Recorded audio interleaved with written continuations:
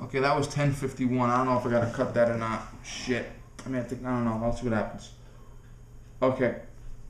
Well, so what I'm saying is, I'm gonna sum it up now. There are gun accidents. And every once in a while, there is a person that uses a legally owned gun to hurt somebody. Okay? It does happen. But by definition, it doesn't happen as much as you think it does. So I joined the NRA because I understand that we are a discriminated people, and we are picked on by the government. Now, is the government going to revoke the Second Amendment? No, they are not. But we are still a discriminated people, and I encourage you to join an organization to defend your liberties, whatever it is. Okay. If you're a gun owner, you should join the NRA. If you're a little person, you should join the Little People's Association. Okay? If your group of people, whether it's your minority, your racial group, or your heritage, or your background, if your status means that you might be discriminated against, you should join your organization to help yourself, to fight for your rights. You should join that organization. It could be NAACP, it could be NRA, it could be VFW, it could be GLAAD. But you should join your political organization. And you should vote against every politician that doesn't do what you want them to do. Tax money pays their salaries, they should do what we tell them to do. Not what guys in prison tell them to do. Okay? That's the thing.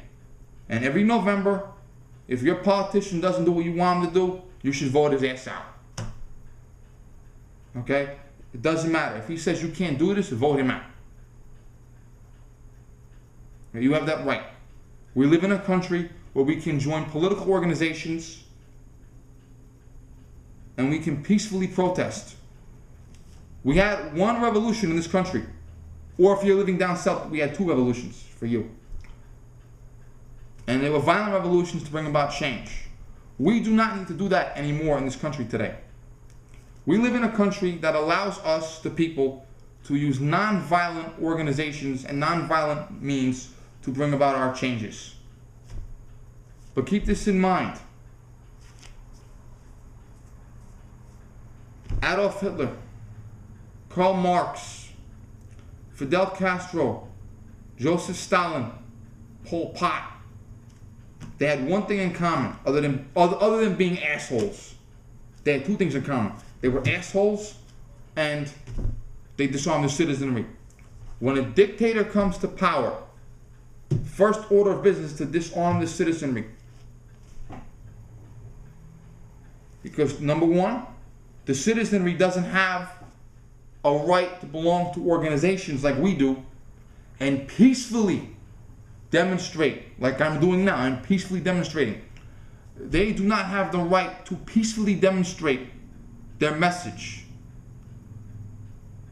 So the government, in addition to taking away their right to peacefully demonstrate, they take away their option to violently demonstrate. They take away their weapons.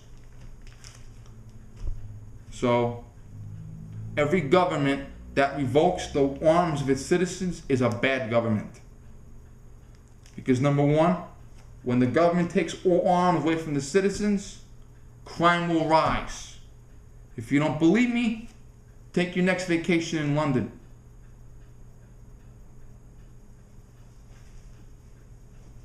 Okay? Crime will rise.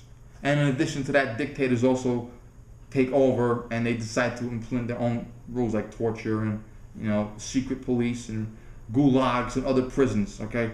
So, belong to your organization to fight for your right to do whatever you want to do peacefully. Okay? Thank you.